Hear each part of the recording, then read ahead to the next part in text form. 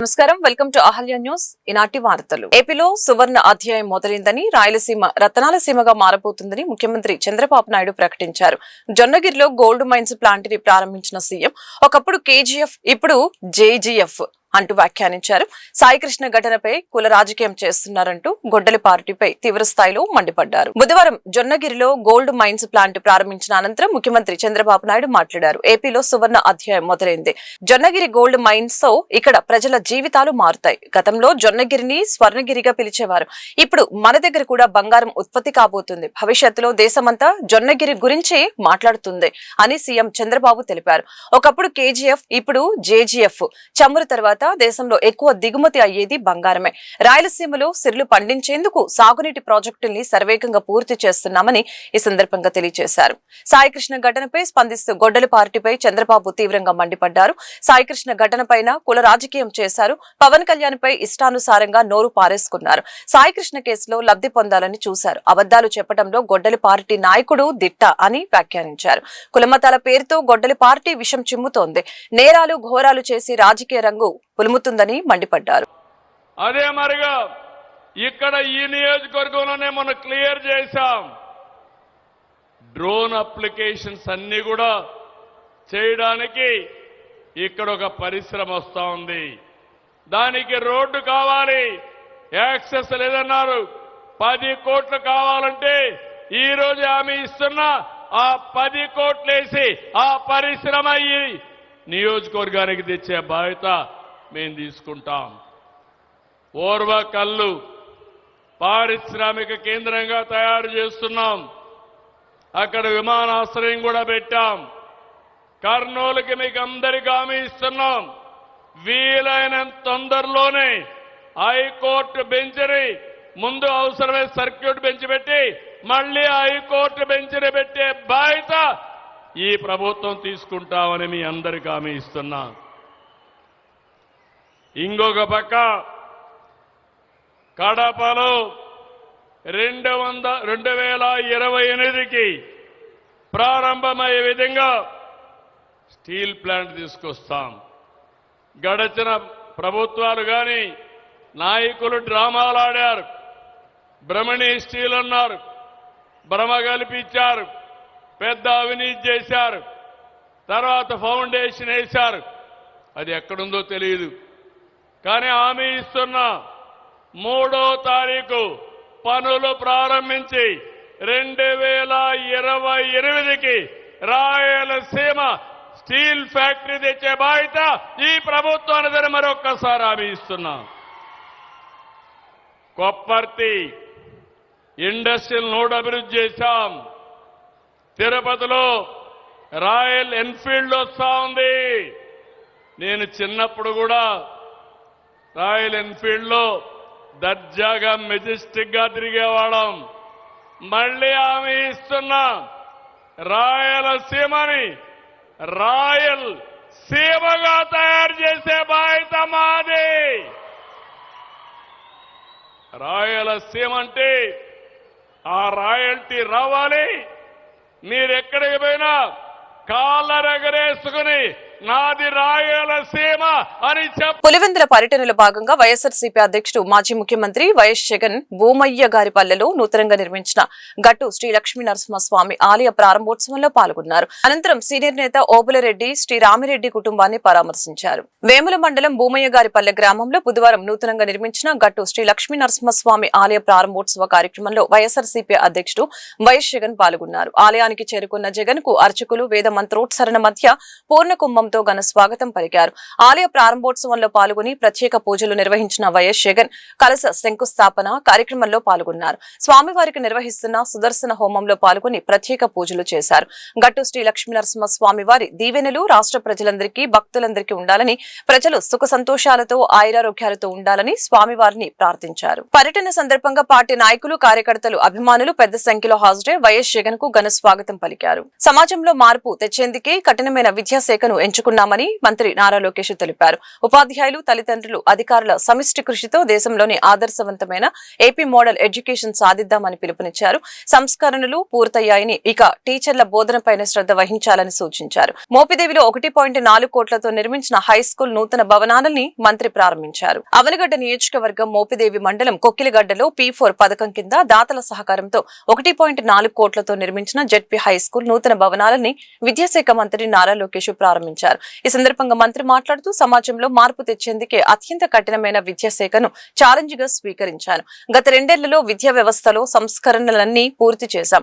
ఇక ఉపాధ్యాయులంతా ఫలితాలపైనే శ్రద్ధ వహించాలని ఈ సందర్భంగా సూచించారు. గతంలో ఎన్నడూ లేని విధంగా ప్రభుత్వ పాఠశాలలో ప్రతిభ కనపరిచిన విద్యార్థుల ఫోటోలతో యాడ్స్ ఇచ్చాం. టీచర్లకు ఏ సమస్య వచ్చినా MEO, DEOల వద్దకు వెళ్లాల్సిన అవసరం లేదు. లీప్ యాప్ ద్వారా నేరుగా నాకు చెప్పవచ్చని ఈ సందర్భంగా మంత్రి తెలియజేశారు. కావాల్సిన యూనిఫామ్, బుక్స్, బ్యాగ్స్ అయినా అందజేస్తున్నాం. అడ్మిషన్స్ చూసుకుని టీచర్ల నియామకం కూడా చేస్తున్నాం, ఎక్కడ గ్యాప్ లేకుండా. మీరు చేయాల్సింది టీచర్ అమ్మ చెప్పినట్లు శ్రద్ధగా చదవాలి, బాగా చదవాలి, రిజల్ట్స్ చూపించాలి. మళ్ళీ సంవత్సరం తర్వాత వస్తా, మళ్ళీ ఒక్కొక్కరు ఎగ్జామినేషన్ రిజల్ట్స్ నేను ఇక్కడ మేడం గారు ఇక్కడ ఎగ్జామ్ నిర్వహిస్తారు. మార్కులంతా నాకు అమరావతిలో తెలుస్తున్నాయి. ప్రతి స్కూల్లో ప్రతి మనకున్న స్టూడెంట్ ఎంత మార్కులు వచ్చినాయి, ఏ సబ్జెక్టులు వచ్చినాయో నాకు మీ అందరి చరిత్ర తెలిసిపోతుంది. మళ్ళీ వచ్చి అడుగుతా సరే చదవకపోతే. ఓకేనా? బాగా చదవాలి, మేడం గారు చెప్పిన దానిపైన శ్రద్ధ పెట్టాలి. రెండోది, మీ తల్లిదండ్రుల ఫోన్లో లీప్ యాప్ అని ఒకటి చేశాం. ఆ యాప్ డౌన్లోడ్ చేయించి మీ అకౌంట్ ద్వారా లాగిన్ చేస్తే మీరు అటెండెన్స్ కానీ మీ మార్కులు కానీ అన్నీ తల్లిదండ్రులకి నీట్గా తెలుస్తాయి. అంతేకాకుండా ఇప్పుడు కంటెంట్ తయారు చేసాం. అన్ని కాన్సెప్ట్స్ అందరికి అర్థం అవ్వకపోవచ్చు. మన క్లాస్లో కూడా కొన్ని కాన్సెప్ట్స్ కొంతమందికి స్పీడ్గా అర్థమవుతాయి, కొంతమంది స్లోగా అర్థమవుతాయి. కాన్సెప్ట్స్ అర్థం కాని వాళ్ళకి వీడియోస్ తయారు చేసాం. సో దట్ మీరు ఇంటికి వెళ్ళిన తర్వాత యాప్ ద్వారా వీడియోస్ చూస్తే, ఓహో ఈ కాన్సెప్ట్ నాకు ఈరోజు అర్థం అవ్వలేదు క్లాస్లో, రిఫ్రెషింగ్ కింద ఇంటికి వెళ్ళిన తర్వాత ఆ వీడియో చూస్తే మీకు అర్థం అవుతుంది. పోలవరంలో మట్టి లూటీపై సాక్షి పత్రిక వైసీపీ చేస్తున్నవి ఫేక్ ప్రచారాలని ఎంపీ కేశినేని శివనాథ్ చిన్ని మండిపడ్డారు. 2 లక్షలు కాదు, వైసీపీ హయాంలోని 2 కోట్ల క్యూబిక్ మీటర్ల మట్టి లూటీ జరిగిందని, దానిపై హైకోర్టు NGTలో కేసులు కూడా ఉన్నాయని వెల్లడించారు. ఫేక్ ఫోటోలతో అడ్డంగా దొరికిపోయారని ఎద్దేవా చేశారు. విజయవాడలో ఎంపీ కేశినేని శివనాథ్ చిన్ని మీడియాతో మాట్లాడుతూ సాక్షి పత్రిక వైసీపీ నేతలపై తీవ్ర విమర్శలు చేశారు. ఫేక్ నాయకుడు, ఫేక్ పార్టీ చేసే ఫేక్ ప్రచారం ఇది. ప్రతిసారి ఒక ఫేక్ కథ అల్లటం, అడ్డంగా దొరికిపోవటం వీళ్లకు మామూలే అని వ్యాఖ్యానించారు. 2022లోనే నేషనల్ గ్రీన్ ట్రిబ్యునల్లో కేసు ఫైల్ అయింది. 2023లో హైకోర్టులో కూడా కేసు వేశారు. పోలవరం కుడి కాల్వ వద్ద 2 కోట్ల క్యూబిక్ మీటర్ల మట్టి దోచేశారు అని ఎంపీ తెలియజేశారు. ఫేక్ మాజీ ఎంపీ సోషల్ మీడియాలో ఫేక్ కథ సృష్టించాడు. మర్నాడు సాక్షి పేపర్లో హైలైట్ గా వస్తుంది. ఫోటోలు డూప్, అన్ని డూపే. 2 లక్షల క్యూబిక్ మీటర్లకి 350 కోట్లు నేనే దోపిడీ చేశాను అన్నారు. మరి 2 కోట్ల క్యూబిక్ మీటర్లకి దోపిడీ ఎంత జరిగింది? ఆ రోజు జగన్ కోవర్ట్ గా ఉన్న ఎంపీకి జగన్ రెడ్డి వాటా కింద ఎంత వెళ్ళింది అని నిలదీశారు. మీకు దమ్ముంటే వాస్తవాలు నిరూపించండి, లేదా చెత్త వార్తలు రాయటం మానండి. వారు చెప్పే అబద్ధాలు, కుట్రల్ని ప్రజలు అర్థం చేసుకోవాలి అని ఎంపీ కేశినేని శివనాథ్ కోరారు. ఒక ఫేక్ న్యూస్ హెడ్లైన్ గా పోలవరంలో కట్టప్పల లూటీ. ఎస్, నిజమే, లూటీ. ఈ ఫోటో కూడా నిజమైన ఫోటోనే. నేను కూడా చెప్తున్నా, నిజమైన ఫోటోనే. లూటీ జరిగిన మాట ఈ ఫోటోలో చూస్తుంటేనే తెలుస్తూనే ఉంది. కాబట్టి ఈ ఫోటోలో చూస్తే మీ అందరికీ కూడా ఎగ్జిబిట్ నెంబర్ 1గా ఇచ్చాం. ఈ ఎగ్జిబిట్ నెంబర్ 1లో వాళ్ళు రాసిన మాటలు, ఫోటో నిజమైన ఫోటో. ఈ ఫోటో యొక్క మెయిన్ ఫోటో నా దగ్గర ఉంది. ఇది ఫోటో, వాళ్ళు లూటీ జరుగుతున్న దాన్ని ఫోటో ఇది. ఈ ఫోటో 9/2/2023లో తీసిన ఫోటో. ఆ రోజు జరిగిన ఫోటోలో నిన్న సాక్షి పేపర్ మెయిన్ పేపర్లో వీళ్ళు లూటీ జరుగుతున్నారు అని చేశారు. నిజమే, నీ ఫోటో నిజం, లూటీ జరిగిన మాట నిజం.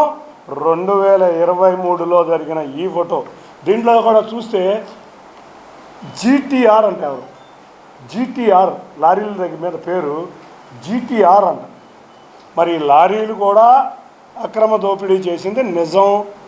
ఎవరి జీటీఆర్, ఏమి కథ, ఏమిటి దోపిడీ? అసలు వాళ్ళు రాసిన కథనం ప్రకారం అయితే 2 లక్షల క్యూబిక్ మీటర్స్ లూటీ జరిగిందంట. కానీ 2 లక్షల కాదు, 2 కోట్ల క్యూబిక్ మీటర్ల ప్రజాధనం లూటీ అయ్యింది. అప్పుడు ప్రభుత్వ అధికారులకి పట్టిస్తే, ప్రజలు చెబితే ఆ రోజు ప్రభుత్వాధికారులు దాన్ని ప్రభుత్వాధికారులు ఆ రోజు పట్టించుకోకపోతే అప్పుడు హైకోర్టులో కేసు కూడా ఫైల్ అయింది. ఏమని? 2 కోట్ల క్యూబిక్ మీటర్ల మట్టి పోలవరం కుడి కాలువ వల్ల మనకి దోచేశారు, దొంగలు దోచేశారు 2023లో అని. ఆ 2023లో దోచేసిన హైకోర్టులో కేసు కాగితాలు మీకు ఇస్తున్నాను. అంతేకాకుండా నేషనల్ గ్రీన్ ట్రిబ్యునల్లో కూడా కేసు 2022లోనే ఫైల్ అయింది. పోలవరం విజయవాడలో సంచలనం రేపిన గాది సాయికృష్ణ అదృశ్యం కేసులో కీలక పరిణామం చోటు చేసుకుంది.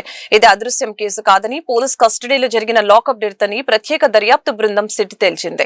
ఈ కేసులో సస్పెండ్ అయిన కృష్ణలంక మాజీ సీఐ నాగరాజును అరెస్టు చేసిన అధికారులు కోర్టులో హాజరుపరచగా న్యాయస్థానం ఆయనకు 14 రోజుల రిమాండ్ విధించింది. ఈ కేసులో సిట్ రిమాండ్ రిపోర్టు పలు సంచలన విషయాలను వెలుగులోకి తెచ్చింది. విజయవాడ యువకుడు గాది సాయికృష్ణ అదృశ్యం కేసు దర్యాప్తులో కీలక మలుపు తిరిగింది. ఈ కేసు అదృశ్యానికి సంబంధించినది కాదని, పోలీస్ కస్టడీలో జరిగిన మరణమని ప్రత్యేక దర్యాప్తు బృందం సిట్ నిర్ధారించింది. ఈ నేపథ్యంలో సస్పెండ్ అయిన కృష్ణలంక మాజీ సీఐ నాగరాజును అరెస్టు చేసిన సిట్ అధికారులు విజయవాడ కోర్టులో హాజరుపరచగా కోర్టు ఆయనకు 14 రోజుల రిమాండ్ విధించింది. సిట్ కోర్టుకి సమర్పించిన రిమాండ్ రిపోర్టులో కీలక అంశాలు వెల్లడయ్యాయి. మే 6న మార్కాపురం నుంచి సాయికృష్ణను అదుపులోకి తీసుకుని కృష్ణలంక పోలీస్ స్టేషన్ కు తరలించారని, అక్కడ కస్టడీలో జరిగిన చిత్రహింసల కారణంగానే అతను మరణించాడని సిట్ పేర్కొంది. సాయికృష్ణ తల్లి ఇచ్చిన వాంగ్మూలాన్ని కూడా రిపోర్టులో ప్రస్తావిస్తూ తన కుమారుడు తీవ్ర గాయాలతో అపస్మారక స్థితిలో పోలీస్ స్టేషన్ లో కనిపించాడని వివరించింది. లాకప్ డెత్ ఘటనను దాచిపెట్టేందుకు ప్రయత్నాలు జరిగాయని సిట్ ఆరోపించింది. మే 1 నుంచి జూన్ 1 వరకు పోలీస్ స్టేషన్ లోని సీసీటీవీ ఫుటేజ్ ని ఉద్దేశపూర్వకంగా డిలీట్ చేశారని రిమాండ్ రిపోర్టులో పేర్కొంది. అంతేకాకుండా సాయికృష్ణ మృతదేహాన్ని మాయం చేసి ఖననం లేదా దహనం చేసేందుకు ప్రయత్నించినట్లు వెల్లడించింది. ఇప్పటి వరకు మృతదేహం లభ్యం కాకపోవడం కేసులో మరింత అనుమానాలకు తావిస్తోంది. దర్యాప్తునకు నాగరాజు సహకరించడం లేదని, సిట్ అధికారుల్ని తప్పుదోవ పట్టించే సమాధానాలు ఇస్తున్నారని నివేదికలో పేర్కొన్నారు. అలాగనే సాయికృష్ణను మెజిస్ట్రేట్ ముందు హాజరుపరచకుండా అక్రమంగా నిర్బంధించడమే కాకుండా హైకోర్టుకు తప్పుడు సమాచారం అందించినట్లు కూడా సిట్ ఆరోపించింది. నిన్న సుమారు 5 గంటల పాటు విచారణ జరిపిన అనంతరం నాగరాజును అరెస్టు చేసిన అధికారులు వైద్య పరీక్షల కోసం జీజీహెచ్ కు తరలించి అనంతరం కోర్టులో హాజరుపరిచారు. కేసు సంక్లిష్టంగా ఉందని, మరింత లోతైన దర్యాప్తు అవసరమని సిట్ కోర్టుకి తెలిపింది. ఈ నేపథ్యంలో కోర్టు నాగరాజుకు జూలై 8 వరకు రిమాండ్ విధించింది. కాగా ఈ కేసు రాష్ట్ర వ్యాప్తంగా తీవ్ర చర్చనీయాంశంగా మారింది. ఆదరణ పథకంలో భాగంగా 1000 కోట్లు కేటాయిస్తున్నామని ఏపీ బీసీ సంక్షేమ శాఖ మంత్రి సవిత ప్రకటించారు. గతంలో వస్తువులు ఇచ్చామని, ఇప్పుడు బీసీ విద్యార్థులకు శిక్షణ కార్యక్రమాలు ఏర్పాటు చేస్తున్నామని తెలిపారు. బీసీలు రాష్ట్రానికి బ్యాక్ బోన్ అని, వారు బ్యాక్ వర్డ్ క్లాస్ కాదని మంత్రి స్పష్టం చేశారు. బీసీ సంక్షేమ శాఖ 2 ఏళ్ల ప్రగతిపై బుధవారం అమరావతి సచివాలయంలో మీడియా సమావేశం నిర్వహించిన మంత్రి సవిత కీలక ప్రకటన చేశారు. ఆదరణ పథకంలో భాగంగా 1000 కోట్లు కేటాయిస్తున్నామని వెల్లడించారు. గతంలో ఆదరణ పథకంలో పనిముట్లు, వస్తువులు ఇచ్చామని, ఇప్పుడు అదే పథకం ద్వారా బీసీ విద్యార్థులకి నైపుణ్య శిక్షణ కార్యక్రమం ఏర్పాటు చేస్తున్నామని ఈ సందర్భంగా తెలియజేశారు. కూటమి అధికారంలోకి వచ్చాక బీసీ విద్యార్థుల కోసం 39,000 కోట్లు కేటాయించామని వివరించారు. బీసీలను హక్కున చేర్చుకున్నాం, అదేవిధంగా బీసీలకు పెద్దపీట వేశామన్న విషయం కూడా మీకు అందరికీ తెలియజేస్తూ, మరి మీడియా సోదరులందరికీ కూడా పేరు పేరున నమస్కారాలు కూడా తెలియజేస్తూ, మరి బీసీ సంక్షేమ శాఖలో ఈ 2 ఏళ్ల అభివృద్ధి కార్యక్రమాలు మీ ముందు తెలియజేస్తూ, మరి బీసీలు సమాజానికి, బీసీలు అంటే బ్యాక్వర్డ్ కాదు, బీసీలు అంటే ఈ రాష్ట్రానికి బ్యాక్ బోన్గా తయారు కావాలనే ఆలోచనలో వారికి పునాదులు వేస్తున్నామన్న విషయం కూడా తెలియజేస్తూ, మరి అదేవిధంగా కూటమి ప్రభుత్వం అధికారంలోకి వచ్చిన తర్వాత మొట్టమొదటి బడ్జెట్ కూడా 39,000 కోట్లు కేటాయించారు.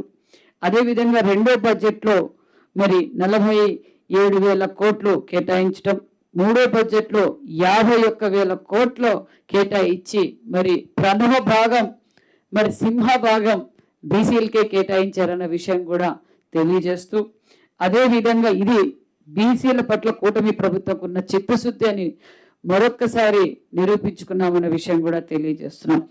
ముఖ్యంగా మరి బీసీలకు మరి ఈ రాష్ట్రానికి బ్యాక్ బోన్ గా తయారు కావాలి అంటే వారికి మంచి పునాదులు వేయాలి. ఆ పునాదులు ముఖ్యంగా ప్రథమైనది విద్య కాబట్టి విద్య పైన మరి ఎక్కువగా ఫోకస్ చేస్తూ మరి ఈరోజు రాష్ట్రంలో ఉన్న ఎంజేపీ గురుకుల పాఠశాలలు 109 గురుకుల పాఠశాలలు ఉన్నాయి. అందులో బాలికలు 53, మరి బాయ్స్ వచ్చి 56 ఉన్నాయి. సుమారుగా 50,000 మంది విద్యార్థులు చదువుతున్నారు.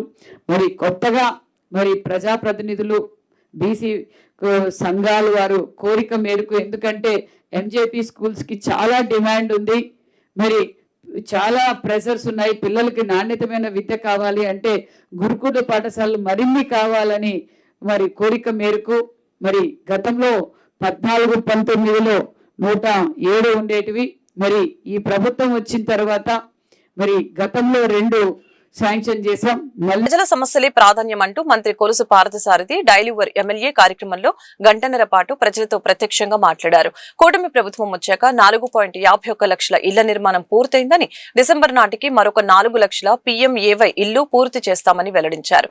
నూజివీడు ట్రాఫిక్ సమస్యకి రింగ్ రోడ్డు పనులు త్వరలో ప్రారంభిస్తామని హామీ ఇచ్చారు. విజయవాడ తాడిగడపలోని క్యాంపు కార్యాలయంలో బుధవారం సమాచార గృహ నిర్మాణ శాఖ మంత్రి కొలుసు పార్థసారథి డైలీవర్ ఎమ్మెల్యే కార్యక్రమం నిర్వహించారు. గంటన్నరకు పైగా నూజివీడు నియోజకవర్గ ప్రజలతో ఫోన్లో మాట్లాడి వందలాది సమస్యల్ని ఓర్పుగా విన్నారు. రోడ్లు, డ్రైనేజీ, మంచినీరు, భూ వివాదాలు, పెన్షన్లపై వచ్చిన ఫిర్యాదుల్ని వెంటనే పరిష్కరించాలని అధికారుల్ని ఆదేశించడం జరిగింది. నూజివీడు ట్రాఫిక్ సమస్యకి శాశ్వత పరిష్కారంగా రింగ్ రోడ్డు నిర్మాణానికి భూసేకరణ నిధులు విడుదలయ్యాయని, త్వరలోనే పనులు ప్రారంభిస్తామని మంత్రి ఈ సందర్భంగా తెలియజేశారు. చెప్పండమ్మా. సార్ మాకు హౌస్ లేదు సార్, ఆ రెంట్కే ఉంటున్నాం, 2 అమ్మాయిలు సార్. స్థలం ఉందా అండి? స్థలం లేదు సార్. ఓకే. మీ పేరు? అరుణ్ కుమారి సార్. అరుణ్ కుమారి. ఇప్పుడు మీరు ఆగిరిపల్లి వచ్చినప్పుడు అప్లై చేస్తే మళ్ళీ రిజెక్ట్ చేశారు సార్. మళ్ళీ అప్లై చేయమన్నారు సార్ 2 సార్లు. ఎందుకు రిజెక్ట్ చేశారు? మా అత్తగారు వాళ్ళు ఎన్నోగొండపల్లిలో ఉంటారు సార్, మేమేమి ఇక్కడ ఆగిరిపల్లిలో ఉంటాం సార్. మీ ఆధార్ కార్డు అక్కడ ఉందా? ఆధార్ కార్డు అక్కడే ఉంది సార్. అక్కడ ఉంటే ఇక్కడ ఎవరమ్మా రిజెక్ట్ అయిపోతుంది. అక్కడే సార్ పెట్టింది, నూగన్పల్లినా? ఓకే. మరి నూగన్పల్లి ఎందుకు రిజెక్ట్ చేశారు? మామగారికి ఉందనా? మామగారు 2 సెంట్ల స్థలంలో మామగారు, మా తోడుకోళ్ళ పిల్లలు అయితే ఇవ్వచ్చులేండి, నేను మారుతాను నేను. Okay sir. అసలు మాకు పడుకోవడానికి కూడా ఇబ్బంది పడి మేము రెంట్కి వచ్చాను సార్, చాలా ఇబ్బందులు ఉంది సార్. సార్ అసలు ఎక్కువ స్థలాలు ఇళ్ళ ఉన్న వాళ్ళకి వస్తుంది, మాకు ఎందుకు రావట్లేదు? అదేమ్మా, అంటే మన ప్రభుత్వం వచ్చిన తర్వాత ఇంక ఇళ్ల స్థలాలు ఇవ్వలేదు, పోయిన ప్రభుత్వం ఇచ్చింది. ఆ విధంగా ఉన్నోళ్ళకి ఇచ్చారేమో నాకు తెలియదు. ఒకవేళ నేను ఎంక్వైరీ చేయించి ఉన్నోళ్ళకి ఎవరికైనా ఇచ్చి ఉంటే క్యాన్సిల్ చేసినా మీకు ఇప్పిస్తాను. ఓకే. ఇప్పుడు నేను తప్పమ్మా. అమ్మ తల్లి, నువ్వు బాధపడద్దు, నేను చేస్తాను. ఓకే.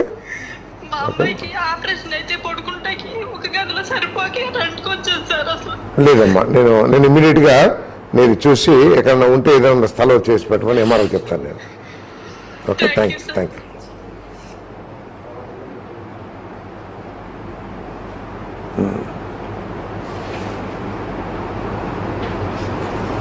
హలో.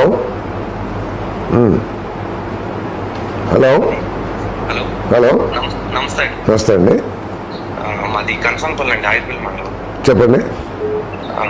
మా ఫాదర్కి స్ట్రోక్ వచ్చిందండి, బ్రెయిన్ స్ట్రోక్. ఓకే. అంటే ఒక 10 years బ్యాక్ మా నాన్న కన్సన్పల్లిలో టీడీపీ కింద ప్రెసిడెంట్ గా కూడా చేశాడండి. ఓకే.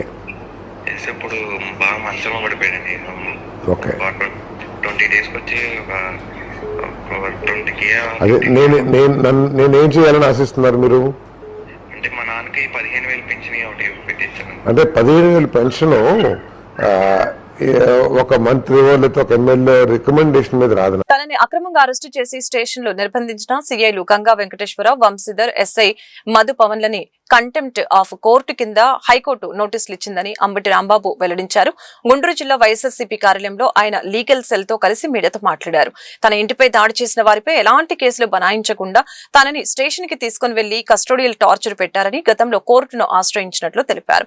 7 సంవత్సరాలలోపు సెక్షన్లు ఉన్న కేసులలో స్టేషన్ బెయిల్ ఇచ్చి పంపాలన్న సుప్రీంకోర్టు, హైకోర్టు నిబంధనల్ని తుంగలో తొక్కి తనని అక్రమంగా నిర్బంధించి స్టేషన్ లో టార్చర్ చేశారని వెల్లడించారు. ఈ విషయంపై హైకోర్టును ఆశ్రయించగా ఈ నెల 30లోగా వివరణ ఇవ్వాలని వారికి హైకోర్టు నోటీసులు ఇచ్చిందని తెలిపారు. మాజీ మంత్రి, మాజీ ఎమ్మెల్యేను 70 సంవత్సరాలు గల నన్ను లాకప్ లో వేసి 24 గంటలు ఉంచారు. మర్డర్ చేసిన సీఏ నాగరాజును ఎందుకు లాకప్ లో పెట్టలేదు అని ప్రశ్నించారు. సాయికృష్ణ కేసును నీరు కార్చే ప్రయత్నం చేస్తున్నారని, లోపాపు ఇష్టంగా విచారణ జరుగుతుందని తెలియజేశారు. నాకు న్యాయం జరగని పక్షంలో ఉద్యమం తీవ్రతరం చేస్తామని హెచ్చరించారు. కోర్టు వారు నోటీసులు ఇచ్చారు కంటెంప్ట్ మీద, దీనికి మీరు సమాధానం చెప్పండి అని నోటీస్ ఇచ్చారు. దాని విషయం మీడియా ద్వారా రాష్ట్ర ప్రజానీకానికి తెలియపరచాలనే ఉద్దేశంతో ఈరోజు ఈ సమావేశాన్ని ఏర్పాటు చేయడం జరిగింది. మీ అందరికీ గుర్తుండే ఉంటుంది, జనవరి 31వ తారీఖున మా ఇంటి మీద దాడి చేసి నా మీద అదే రోజున 2 కేసులు రిజిస్టర్ చేసి నల్లపాడు పోలీస్ స్టేషన్లో, వాటి క్రైమ్ నెంబర్స్ ఏమిటంటే 76/26 అలాగే 75/26 ఈ 2 కూడా రిజిస్టర్ చేసి దాడి జరిగిన తర్వాత నన్ను అరెస్ట్ చేశారు. అరెస్ట్ చేసి 24 గంటల సేపు పోలీసు లాకప్లో పెట్టి తర్వాత నన్ను కోర్టులో ప్రొడ్యూస్ చేశారు. తర్వాత కోర్టు వారు రిమాండ్కి పంపించారు. ఆ తర్వాత జరిగిన పరిణామాల్లో 18 రోజుల పాటు నేను రాజమండ్రి సెంట్రల్ జైల్లో ఉండటం జరిగింది. ఇది చట్ట వ్యతిరేకమైన చర్య. ఈ కేసుల్లో నన్ను 18 రోజుల పాటు జైల్లో ఉంచవలసిన అవసరం లేదని, కోర్టులో ప్రొడ్యూస్ చేయవలసిన అవసరం అంతకంటే లేదని, పోలీస్ వారే ఆ పోలీస్ స్టేషన్లో నాకు నోటీస్ ఇచ్చి పంపించేయాలి అనేది చట్టం చెబుతున్నటువంటి అంశం. అదేమిటంటే ఈ 2 కేసులు కూడా 76 అండ్ 75 ఈ 2 పోలీస్ వారు నా మీద రిజిస్టర్ చేశారు అన్యాయంగా. అది వేరే అంశం. పొలిటికల్ ప్రెషర్ వల్ల రిజిస్టర్ చేశారు. ఈ 2 కేసుల్లో వారు రిజిస్టర్ చేసినటువంటి ఎఫ్ఐఆర్లో ఇచ్చినటువంటి కంటెంట్ ప్రకారం 7 సంవత్సరాల లోపు మాత్రమే శిక్ష పడేటటువంటి సెక్షన్లు వేశారు వాళ్ళే. హైకోర్టు వారు చాలా సందర్భాల్లో ఆ కేసు ఏదయ్యా, కేసు కాగితాలు లేవు, నా ఇదేది, నా పిటిషన్ ఏది, సరే కూర్చో. సో దీనిలో కోర్టు వారు చాలా హైకోర్టులో ఉన్నటువంటి చాలా జడ్జిమెంట్స్, సుప్రీంకోర్టులో ఉన్నటువంటి జడ్జిమెంట్స్, ఏం కేసు అది, హర్నేష్ కుమార్ వర్సెస్. ఈ వార్తలు ఇంతటితో సమాప్తం. మరొక బులెటిన్లో మళ్ళీ కలుద్దాం. నమస్కారం.